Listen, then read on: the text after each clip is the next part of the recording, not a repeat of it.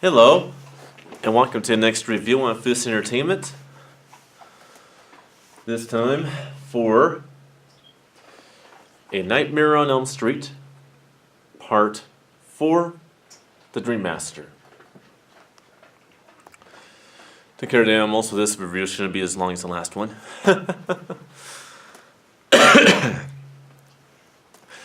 Alright, this is going to be a big surprise.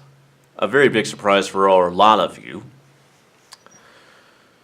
This is my favorite one in the Nightmare on Elm Street film series. This is my favorite one out of all of them. Why, you ask?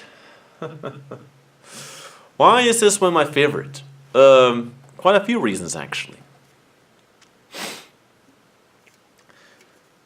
This is probably the most innovative one of all of them. I love all the stuff that goes on in this movie, the concept of the movie, and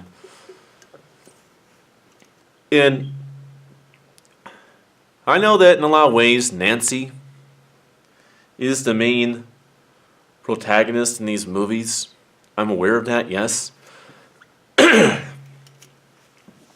that's only for a particular reason of this.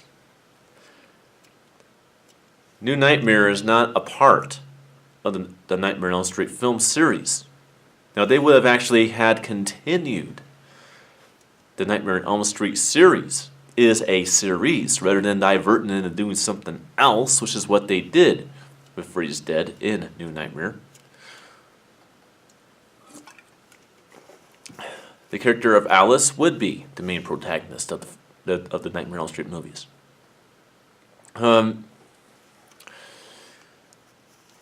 But I am aware that Nancy is the main protagonist in these movies. But Nancy gets killed off in the previous films, so you can't really have her as the protagonist. So, what kind of a protagonist would you actually have? Well, I think Alice is a wonderful protagonist. I think that, and this is where it gets really interesting. It's kind of like you have Freddy, who uses dreams to kill people on one end. Then you have Alice on this end that uses the dream world to manipulate Freddy.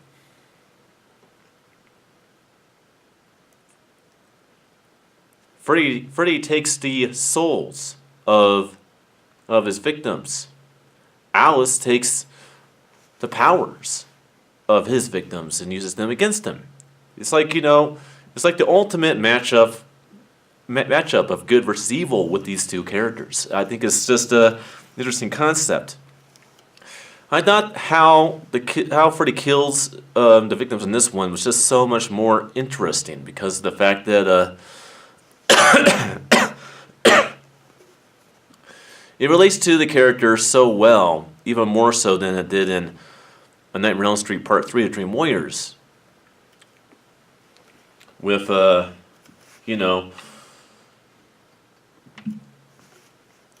Sheila having asthma, Rick being a aspiring martial artist, Debbie being afraid of bugs and cockroaches.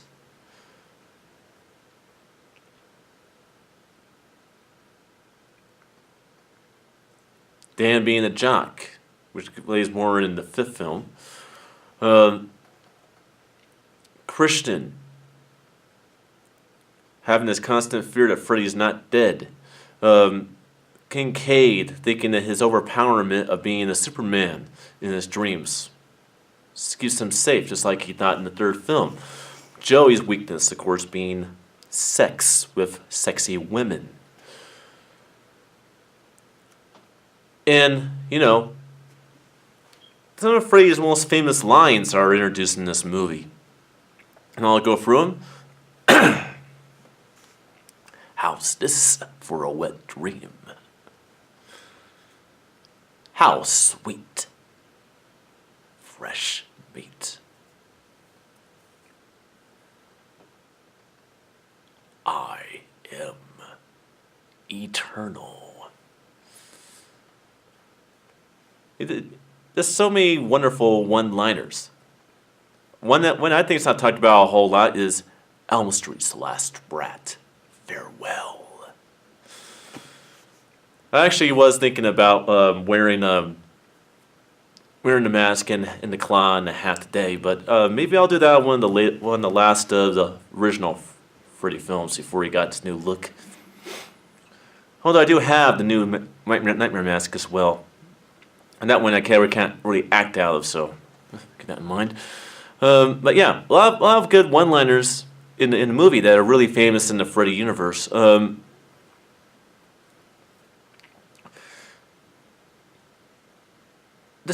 the love went in this movie. I mean, the movie looks brilliant. I mean, it's a brilliant-looking movie. That's that's another one right there. And sound-wise, it's the one that has the most sound out of all of them, in my opinion. Really, a lot of love went into making this movie. Well, let's try to keep this as short and sweet as I can. So let's go into audio and video quality since we are almost at 6.5 minutes already. Actually, premise the movie first. Oh yeah, premise. I say roughly 2 years, maybe 3 after the events of Nightmare on Elm Street Part 3: Dream Warriors. Kristen, Joey, and Kincaid are back in the general population. Weston Hills has been taken down. No longer taking the dream-suppressant drug hypnosil. Christian has this fear that Freddy is going to come back for him. Joey and Kincaid are reluctant to believe it, and they want to move on.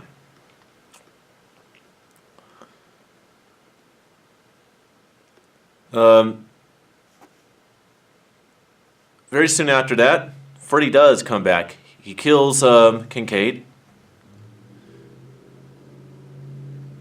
Then Joey, leaving Kristen by herself. Kristen tries to get the help of her friends, Alice and Rick. Rick being her boyfriend, Alice being her boyfriend's sister. And, of course, Alice and Rick's friends, Debbie, Dan, and Sheila.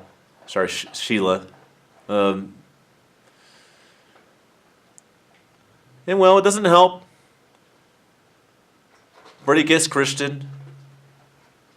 Christian brings Alice into the dream world and then gives Alice her power to defeat Freddy in a desperate attempt of heroism.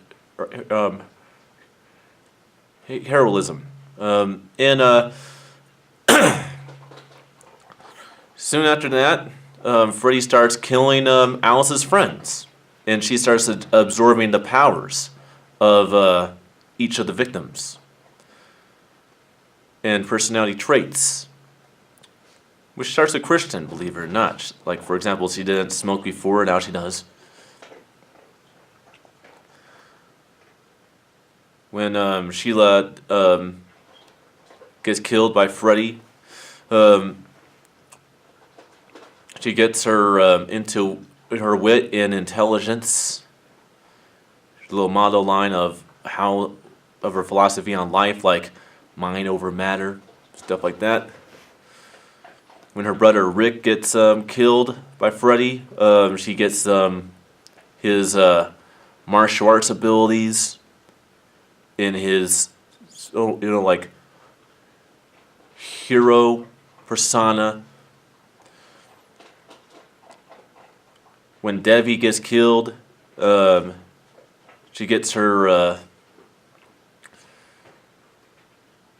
strength.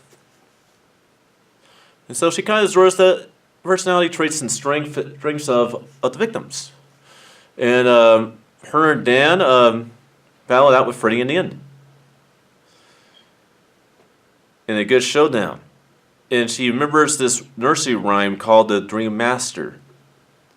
And kind of says, it kind of throws Jason's grotesque self-mirror image of his evil against him. And all of his trapped souls escape and ascend to heaven and he's sent to hell, very, very much. So that's how that is. Her and Dan survive. And that's pretty much how the movie ends. The audio and video quality. This is where it gets really, really cool for me.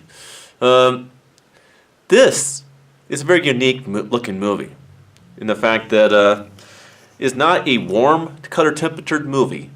It is not a cool color temp digital movie. It is not a neutral templated movie. It is all three of those at the same time.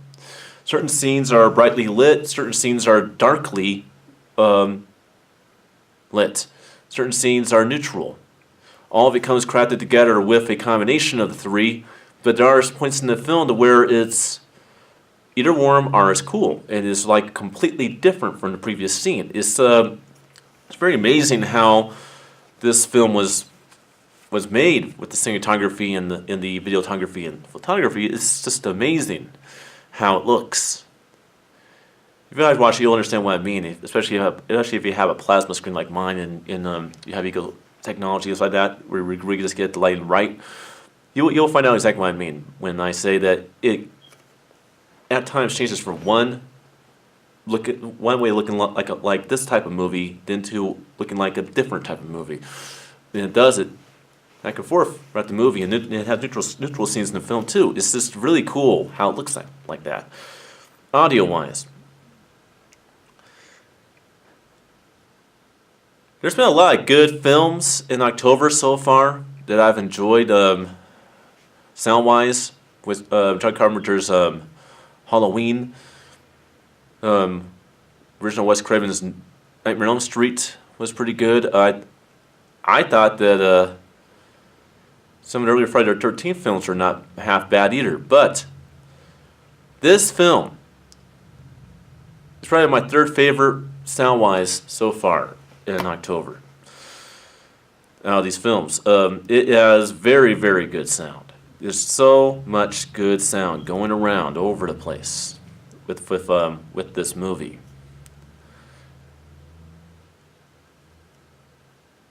It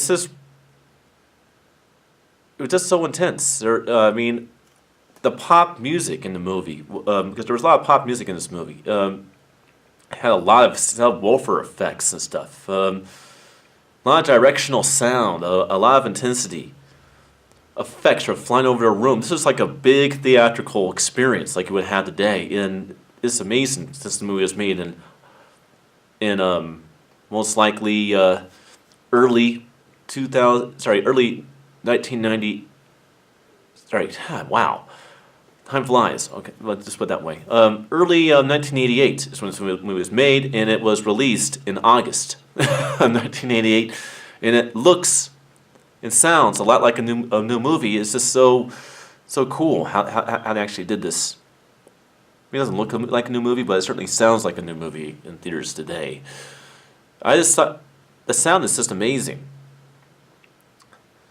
It's like, I've found some good movies to test out different types of sound, and this is a good 5.1 sound source right here. It's just really good.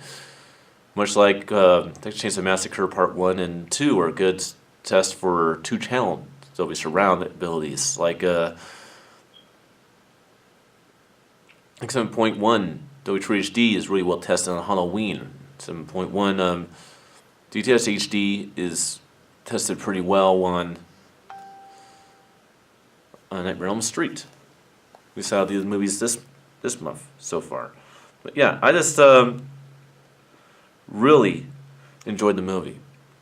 Well, that's all I wanted to say about the movie. Did you like Nightmare on Elm Street Part 4 Remastered? Did you not? Did you like this video? Did you not like this video? As always, subscribe. Check back to me from time to time. I will see you guys next time for my review of Halloween 4, The Return of Michael Myers. Until then.